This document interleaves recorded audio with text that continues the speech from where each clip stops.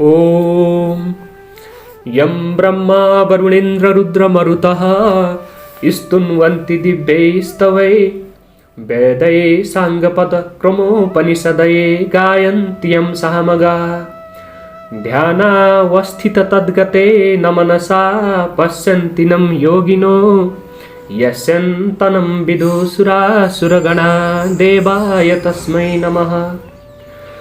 श्रीमन्चन्दनचर्चितोज्ज्वलवपु शुक्लाम्बरा मल्लिका मालालङ्कृतकुण्डला प्रविलसन्मुक्तावली शोभिता सर्वज्ञाननिदानपुस्तकधरा रुद्राक्षमालाकरा वाग्देवी वदनाम्बुजे वसतु मे त्रैलोक्यमाता चिरम्। मूकं करोति वाचालं पङ्गुं लङ्घयते गिरिं यत्कृपातनहं वन्दे परमानन्दमाधवम्।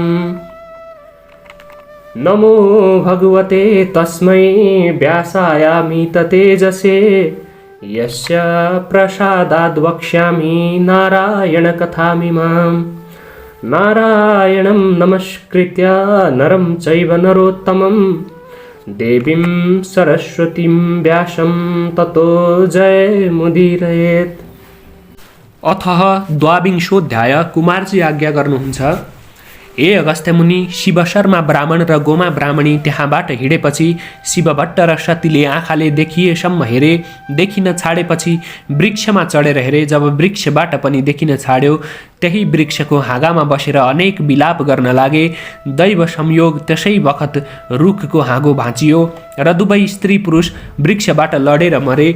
तब श्री महादेवका दूत आई विमानमा बसालेर कैलाशपुरी लगे। तब ती दुवै दम्पति दिव्य देह भई कैलाशपुरीमा शिवका पार्षद भएर रहँदा भए। यता शिव शर्मा र गोमा ब्राह्मणीले डोलेहरूसित यस वनको नाम के हो, त्यो पर्वतको नाम के हो, त्यस वृक्षको नाम के हो भनी सोध्दै गए। डोलेहरूले पनि यस वनको नाम यो हो, यस वृक्षको नाम यो हो भनेर बताउँदै गए। जाँदा जाँदा निकै पर पुगेपछि एउटा सुन्दर वन र तलाउ भएको स्थानमा पुग्दा साँझ पर्यो। त्यही बास बसेर खानपिन गरी सुते। थाकेका हुनाले भुसुक्क निदाए। त्यही बेला श्री महादेवको श्रापले चोरहरू आए। गोमा ब्राह्मणीका माता पिताले दिएको सम्पत्ति र शरीरको गहना समेत सबै चोरेर लगेछन्। भोलिपल्ट बिहान उठेर हेर्दा सम्पूर्ण द्रव्य र शरीरको गहना समेत चोरिएको देखेर अधैर्य भई गोमा रुन कराउन लागिन्। तब डोलेहरूले भने, हे गोमा, नरौ, थाकेका हुनाले हामीलाई पनि साह्रै निन्द्रा परेछ। यस्तो नजाति भयो, हामी अभागी रहेछौँ। अब तिम्रा मातापितालाई के भनौला? अब तिमीले जसो भन्दछौ। डोलेहरूले यति भनेको सुनि गोमा भन्दछिन्, हे भारवाहको, अब तिमीहरू यहीँबाट फर्क, तिमीहरूलाई लगेर म के खान दिउँली? यस्तो समाचार मेरा मातापितालाई सुनाइदिनु। यति गोमाले भनेको सुनि डोलेहरू हुन्छ भनेर गोमालाई प्रणाम गरी आफ्ना घर जान भनी फर्केपछि शिव शर्मा ब्राह्मण र गोमा ब्राह्मणी पनि वनमा जो पाइएको फलफुल खाई त्यहाँबाट ठुलो पर्वतमाथि पुगे। अनि गोमा भन्दछिन्, हे स्वामी, मलाई अत्यन्त भोक लाग्यो, अब हिँड्न पनि नसक्ने भए, के गरौँ भनी बाटोमै अलपत्र परिन्। गोमा ब्राह्मणी गर्भिणी थिइन्, अतः शिव शर्मालाई साह्रै दया लाग्यो र गोमालाई काखमा राखी स्नेहपूर्वक भने, हे स्त्री, यहाँ फलफुल केही पनि पाइन्न, यहाँ जलाशय पनि छैन। यस्तो स्थानमा म तिमीलाई के खान दिउँ? यहाँबाट अलि पर गए फलफुल पनि पाइन्छ र जलाशय पनि छ, जाउँ हिँड भनी बुझाइ हात समातेर सुस्त सुस्त हिँडाइ लगे। गोमा पनि, हे प्रभु, आज मेरो यो अवस्था भयो भन्दै सुस्केर हाल्दै बिस्तार बिस्तार गइन्। पर्वतको फेदीमा पुगेपछि शिव शर्मा ब्राह्मणले फलफुल टिपेर खान दिए र पानी पनि पिउन दिए। अनि हे स्त्री, अब हाम्रो घर पनि आइपुग्यो भन्दै चन्द्र ज्योति नगरको बाहिर पुर्याए। अनि त्यही एउटा खरको झुपडी उत्पन्न गरी, हे स्त्री, हाम्रो घर यही हो भनी देखाए। र गोमा ब्राह्मणी घरभित्र गएर हेर्दा माकुराको जालो र कसिङ्गर मात्र देखेर आफ्ना माता पिताको घर सम्झी बहुतै अधैर्य भई रुन लागिन्। फेरि मेरो कर्मले यस्तै पारी ल्यायो, अब रोएर केही लाभ छैन भनी धैर्य धारण गरेर कुचोले माकुराको जालो मिल्काई कसिङ्गर बढारिन्। घरमा जे भएको खाई गोमा ब्राह्मणी दुःखको समुद्रमा डुबिरहिन्। त्यसपछि एक दिन शिव शर्मा ब्राह्मणले आफ्नी पत्नी गोमासित भने, हे स्त्री, त गर्भिणी छस्, हाम्रो घरमा सम्पत्ति छैन, गर्भाधान कर्म कसरी गर्ने, फेरि सुत्केरीमा के खर्च गरौँला, यस निम्ति म परदेश गएर कसैसित केही मागी ल्याउँछु, तैँले आफ्नो शरीर र घरको रक्षा गरेस्, केवल रोई कराई मात्र नरहेस् भने। आफ्ना स्वामीको त्यस्तो वचन सुनि गोमाले भनिन्, हे स्वामी, मलाई यस्तो अवस्थामा एक्लै छाडी कहाँ जान मन गरेका, म स्त्री जातिले के गर्नेछु, के खाने, फेरि मलाई यहाँ को देला, विशेष तपाईँ वृद्ध भएकालाई कसरी पठाउँ। यही यजमानहरू कहाँ गई जो मिलेको मागेर ल्याई सञ्चय गरौँला, अतः कहीँ पनि जाने मन नगर्नुहोस् भनिन्। र शिव शर्मा फेरि भन्दछन्, हे स्त्री, हामी निर्धन भए पनि ब्राह्मणको कर्म नगरी हुँदैन। 1 महिनामा त म आइपुग्नेछु, तबसम्म खान नपुगे चन्द्रज्योति नगरमा यजमानहरू छन्, तिनका घर गई भिक्षा मागेर खाएस् भनी बुझाए। यति आफ्ना स्वामीले भनेपछि गोमाले मन्जुर गरिन् अनि शिव शर्मा भिक्षा माग्न भनी परदेश हिँडे। 1-2 दिनको बाटो हिँडेपछि नारायणी गङ्गाको तटमा ऋषिहरूको आश्रममा पुगे। त्यहाँ वृद्ध अवस्था भएका 2 पति पत्नी ब्राह्मण ब्राह्मणी बसेका थिए। त्यहाँ शिव शर्माले नारायणी गङ्गा स्नान गरेर ती वृद्ध दम्पति कहाँ गई मलाई नित्य पूजा गर्न केही फलफुल देऊ भनी मागे। ती ऋषिका आश्रममा वरिपरि प्रशस्त फलफुल थिए। ती शिव शर्माको कुरा सुनि ती वृद्ध दम्पतिले, तिमी को हौ, कहाँबाट आयो भनी सोधे। अनि शिव शर्माले, म चन्द्रज्योति नगरको शिव शर्मा नामको ब्राह्मण हुँ। घरमा पत्नी गर्भवती हुनाले गर्भाधान आदि कर्म गर्न भिक्षा माग्न भनी हिँडेको भने। तब ती वृद्ध ब्राह्मणले आफै टिपेर लैजाऊ भनेर ती शिव शर्मा आफै वृक्षमा चढी फलफुल टिप्न लागे। त्यसै अवसरमा संयोगले रुखको हाँगो भाँची शिव शर्मा रुखबाट लडेर मरे। ती शिव शर्मा मरेपछि महादेवको रूप धारण गरी कैलाश पुगे। पार्वतीले महादेव आउनुभएको देखिन् र सुनको कमण्डलुले पाउ धोई भित्र लगेर बसाले। पछि भनिन्, हे ईश्वर, लोग्ने मानिसहरू पापी हुँदा रहेछन्, राम्री स्वास्नी पाएपछि सबै कुरा बिर्सँदा रहेछन्। हजुरले पनि मलाई बिर्सिनु भएको थियो, बल्ल सम्झनु भएछ र आउनुभयो। हेर, सुखमा बसेकी त्यो गोमालाई कलबल छलले ल्याएर गर्भिणी तुल्याई दुःख दिई त्यस्ता स्थानमा एक्लै मिल्काएर आउनुभयो। अब त्यो के गरेर खाली यति पार्वतीले भनेको सुनि श्री महादेवले हाँस्दै भन्नुभयो, हे प्रिय, सेवक र भक्त भन्दामा पाप पनि गर्नुपर्दछ। गोमा पनि अब सुखी हुनेछ, सन्देह नगर। त्यसपछि भिक्षा माग्न गएका शिव शर्मा धेरै दिन बितेर पनि फर्केनन् र गोमाले अनेक दुःख सही चन्द्रज्योति नगरमा गएर भिक्षा मागेर ल्याई। गर्भाधान कर्म गराइन्। मास पूर्ण भयो र सबै राजलक्षणले युक्त छोरो जन्मियो। गोमाले चन्द्रज्योति नगरबाट ब्राह्मणहरू डाकी ब्राह्मणका मर्यादाले नामाकरण गराइन्। ती ब्राह्मणहरूले ज्योतिष शास्त्र विचार गरेर नवराज नाम राखिदिए। घर जाने बेलामा, हे गोमा, यो बालक सबै राजलक्षणले युक्त छ र राजा पनि हुन सक्दछ र तिमीलाई सुख सन्तोष दिनेछ, यसमा शङ्का नमाने। यति ब्राह्मणहरूको वचन सुनि गोमाले मनमा आनन्द मानी श्रद्धा साथ भोजन दक्षिणा दिई विदा गरिन्। त्यसपछि बालकलाई गोमाले अर्काको ढिकी जाँतो गरी धागो काटेर पालन पोषण गरिन्। नवराज बालक पनि शुक्ल पक्षका चन्द्रमा जस्तै प्रतिदिन बढेर अलि ठुलो भई खेल्न जाँदा मित्रहरूले जे भने पनि सुनिरहन्थे, झगडा गर्दैनथे। खेलिसकेर सरासर घर आउँथे। आमाले जो दिएको खाएर सन्तोषले रहन्थे। आफ्नो छोराको स्वभाव देखेर गोमा प्रसन्न भई यजमानहरू कहाँ गएर भनिन्, हे यजमान हो, मेरो छोरो नवराज आफ्ना साथीहरूसँग खेलेर घर आउँछ। खान देऊ पनि भन्दैन, किन दिइनौ पनि भन्दैन, रिस पनि गर्दैन, यो मिठो यो नमिठो पनि भन्दैन। दिए खान्छ, नदिए चुप लागिरहन्छ। फेरि मेरा स्वामी पनि घरमा छैनन्, सम्पत्ति पनि छैन। सबै यजमानहरूका दयाले जिन तिन एक छाक खाएर बाँचिरहेकी छु।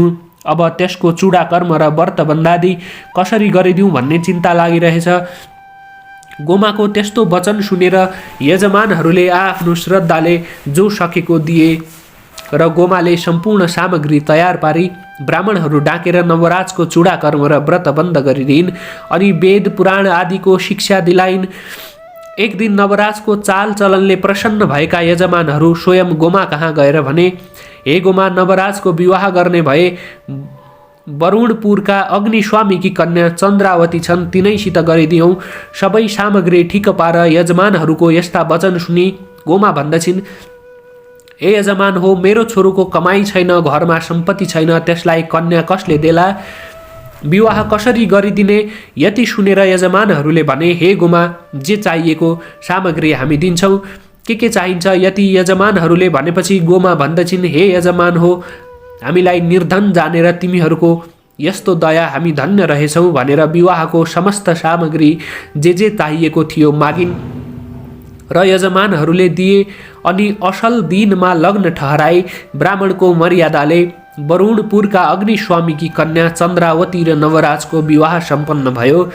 त्यसपछि एक दिन ती नवराज बाहिर खेल्न गएको बेलामा तिनका मित्रहरूले, हे नवराज, आजसम्म हामी तिमीलाई नवराज ब्राह्मण भन्दैथ्यौँ, तर अबदेखि तिमीलाई हामी बिना बाबुको छोरो भन्दछौँ। तिम्रा पिता भए तिनको नाम के हो? तिमी कसका छोरा हौ? हामीलाई भन। यति आफ्ना मित्रहरूले भनेको सुनि नवराज केही उत्तर दिन नसकी घर आएर, हे माता, म कसको छोरो हुँ? मेरा पिताको नाम के हो? भनी साथीहरूले भनेको सारा कुरा आमालाई सुनाए। अनि मेरा पिता कहाँ छन् भनेर सोधे। नवराजको यति कुरा सुन्न साथ गोमाले वर्षाकालमा मेघ वर्षे चाहिँ अविरल आँसु बगाउँदै भनिन्, हे नवराज, तेरा पिताको नाम शिव शर्मा हो। त गर्भमा छँदै भिक्षा माग्न परदेश गएका आजसम्म फर्केनन्। कतै केही कारण परेर रोकिएका छन् कि संसारमै छैनन्, थाहा पाउन सकिन। यति गोमाले भनेको सुनि नवराज भन्दछन्, हे माता, त्यसो भए मलाई आज्ञा दिनुहोस्। कहाँ बसेका छन्? म गई विचार गरेर आउँछु। नवराजको यस्तो कुरा सुनेर गोमा भन्दछिन्, हे पुत्र, तेरो मुख हेरेर तेरा पितालाई बिर्सिरहेकी थिए। अब तैँले पनि छाडेर गए, म कसको आधारले बाँच्ने? फेरि त गएपछि तेरी पत्नी चन्द्रावती पनि माइत जानेछ, यसकारण कहीँ पनि जान्छु नभन। गोमाले भनेको सुनेर नवराज फेरि भन्दछन्, हे माता, म केही भन्दछु, सुन्नुहोस्। पुत्रस्य परमो धर्मः पितृद्वार समो नहि, पितृद्वारम न कुरते स्वयं च सुखमिच्छति, शयाति नरकम घोरम यावत् चन्द्रा कर्मे दिनी। छोराको पहिलो र ठुलो धर्म के हो भने पितृहरूको उद्धार गर्नु। जुन छोरो भएर पितृको उद्धार नगरी केवल आफ्नै सुख भोगतिर लागिरहन्छ भने त्यो जबसम्म पृथ्वी चन्द्र सूर्य रहन्छन् तबसम्म घोर नरकमा पर्दछ। अतः म गर्भमा छँदै गएका मेरा पिता मेरो यो उमेर हुँदा पनि किन फर्केनन्? मरिसके कि जीवित छन्? त्यसको निधो मैले नगरे कसले गर्छ? मरेका भए निश्चय गरेर आउला, बाँचेकै भए साथमा लिएर आउँछु। यति पनि गर्न नसके मैले जन्म लिएको व्यर्थ छ। हे माता, हजुरको सेवा गर्न बुहारी छँदैछ, मलाई बिदा दिनुहोस्, म जान्छु। नवराजका त्यस्ता कुरा सुनि गोमा भन्दछिन्, हे पुत्र, त धन्य रहिछस्। तेरा पिता मरेका भए पनि बाँचेकै भए पनि चाँडै नै खबर पाएस् भनी शिरमा हात राखेर आशीर्वाद दिइन्। नवराजले माताको आशीर्वाद थापी दण्डवत प्रणाम गरे। स्त्री चन्द्रावतीलाई अराउने कुरा अराई पिताको खबर गर्न परदेश हिँडे। जाँदा जाँदा केही दिनमा नारायणी गङ्गाको तटमा ऋषिका आश्रममा पुगे। त्यहाँ अत्यन्त वृद्ध भइसकेका ब्राह्मण र ब्राह्मणीलाई देखेर सोधे, तिमीहरू को हौ? यहाँ किन बसेका? यति सुनेर वृद्धले भने, हे बालक, हामी ब्राह्मण हौँ। वृद्ध अवस्था भयो र नारायणी गङ्गामा शरीर त्याग गरौँला भनी घर छाडी यहाँ झुपडी बनाएर बसेका हौँ। तिमी को हौ? यहाँ के कामले आयौ?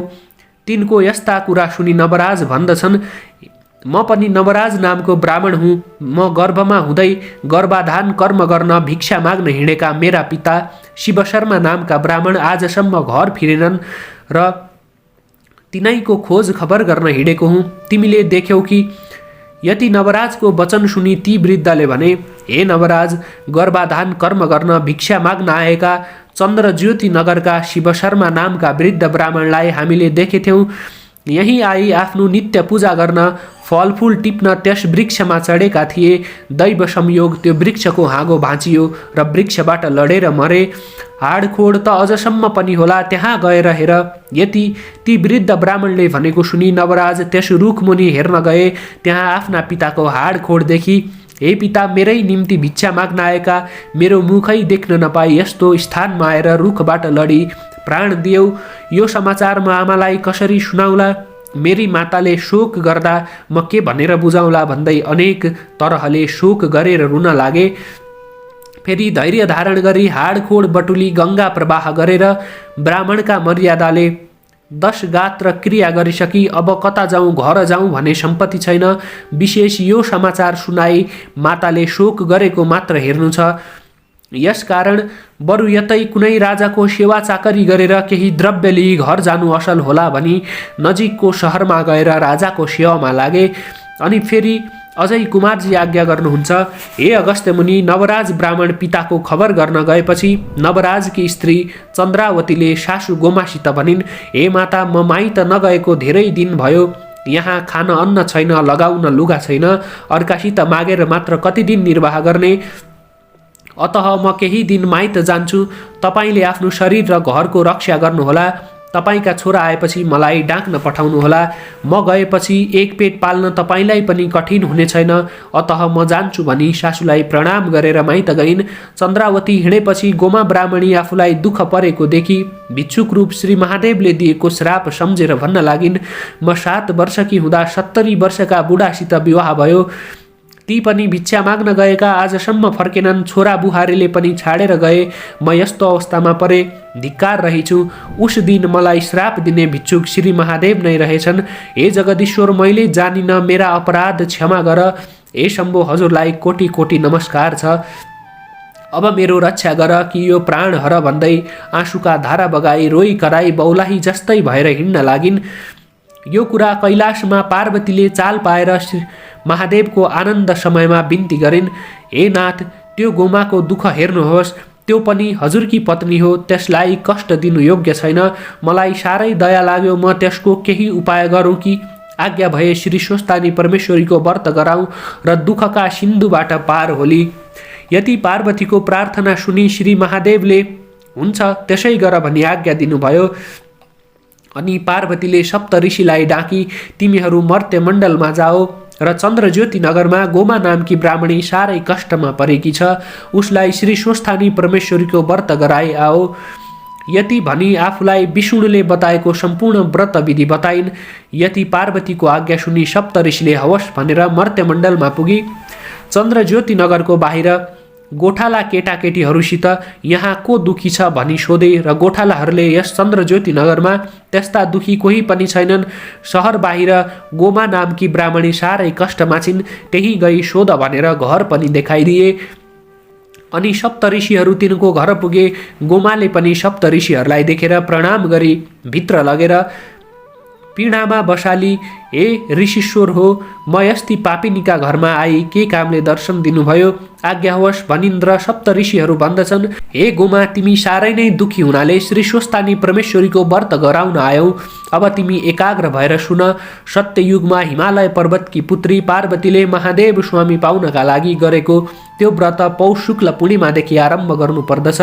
हात खुट्टाका नङ काटी पवित्र भई एक भक्त रही एक चित्त गरी नित्य मध्याह्न कालमा श्री महादेवको पूजा गर्नु।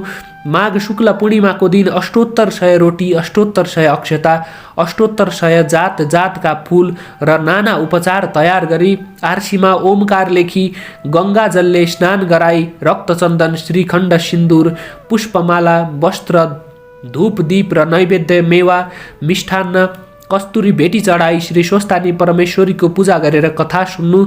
कथा सुन्ने कोही नभए आफै भन्नु र आफै सुन्नु। आफ्ना खाँट, उइटा, धनु आदिलाई सुनाए पनि हुन्छ। त्यसपछि जुन कामना यानि इच्छाले व्रत गरेको छ, मेरो अमुक कामना सिद्ध होस् भनेर अर्घ्य दिई जप, ध्यान, स्तुति गर्नु। श्री स्वस्थानी परमेश्वरी भनेकी कस्ती छन् भने, हे गोमा ब्राह्मणी, ध्यानपूर्वक सुन।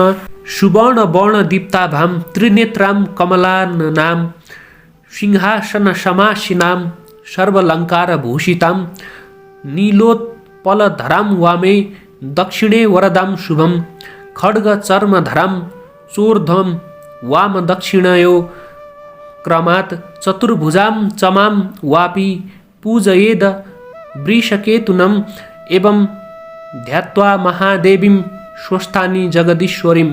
पीत वर्ण, सुवर्ण भन्दा पनि दिव्य वर्ण भएकी, 3 नेत्र भएकी, कमल पुष्प झैं मुखमण्डल भएकी, नाना अलङ्कार पहिरी सिंहासनमा बसेकी, खड्ग चर्म र नीलोत्पल लिएकी, 4 बाहु भएकी यस्ती श्री स्वस्थानी परमेश्वरीलाई हृदयले सम्झी त्यही मेरो पनि पूजन गर्नु भनी स्वयं महादेवले आज्ञा भएको छ। यस्ती श्री स्वस्थानी परमेश्वरीको ध्यान गरेर निम्नलिखित मन्त्र पाठ गर्नु। नमस्तेस्तु जगन्मातः स्वस्थानी सर्वमङ्गले तब प्रसादाद देवेशी व्रतम पूर्ण तवाज्ञया।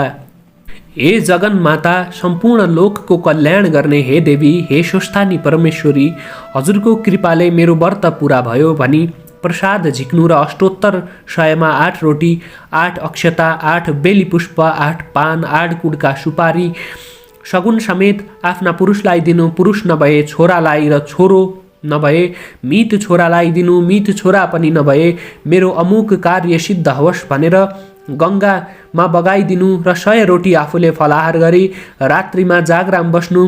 हे गोमा, यति गरेपछि श्री स्वस्थानी परमेश्वरीको व्रतको प्रभावले तिम्रो सबै दुःख नाश हुनेछ, अन्यथा नमाने। यही व्रतका प्रभावले पार्वतीले महादेव स्वामी पाइथिन्। अब हामी जान्छौँ। यति सप्त ऋषिले भनेको सुनि गोमाले मनमा आनन्द मान्दै भनिन्, हे ऋषिश्वर हो, म यस्ती पापिनीका घरमा केही छैन, केले आतिथ्य गरौँ?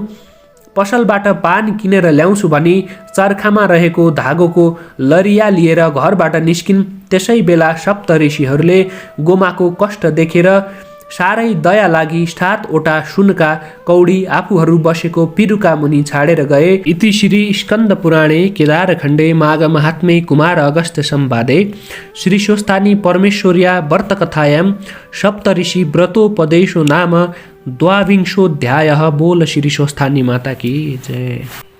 र कथा सुनिसकेपछि अन्त्यमा हामी पुष्पाञ्जली आरती पनि श्रवण गर्नेछौँ। ओम उपनयतु मङ्गलम वह सकल जगन मङ्गलालय श्रीमान दिनकर किरण निबोधित नवनलिन दल निभेक्षणः कृष्णः काले वर्षतु पर्जन्यः पृथिवी शस्यशालिनी देशोऽयं क्षोभरहितो ब्राह्मणः सन्तु निर्भयाः अपुत्रः पुत्रिणः सन्तु पुत्रिणः सन्तु पौत्रिण निर्धना सधना सन्तु जीवन्तु शरदां शतम् तत्रैव गंगा यमुना च तत्र गोदावरी सिन्धु सरस्वती च तीर्थानि सर्वाणि वसन्ति तत्र यत्राच्युतोदार कथा प्रसंगः या कुन्देन तुदुसारहार धवला या शुभ्र वस्त्रावृता या वीणा वरदंड मंडितकरा या श्वेत पद्मासना या ब्रह्माच्युत शंकर प्रभृतिभिर्देवै सदा वंदिता सामां पातु सरस्वती भगवती निशेष जाड्यापहा कायेन वाचा मनसेन्द्रियर्वा बुद्ध्यात्मना वा प्रकृति स्वभावात् करोमि यद्यत सकलं परस्मै नारायणायेति समर्पये तत। ओम श्री स्वस्थानी माता की जय। कैलाशपति महाराज भगवान शंकर की जय। 33 कोटि देवी देवता की जय। यो सँगै अध्याय 22 समाप्त भएको छ। यहाँसम्म सुनेर साथ दिनुहुने सम्पूर्णमा धेरै धेरै धन्यवाद व्यक्त गर्न चाहन्छु।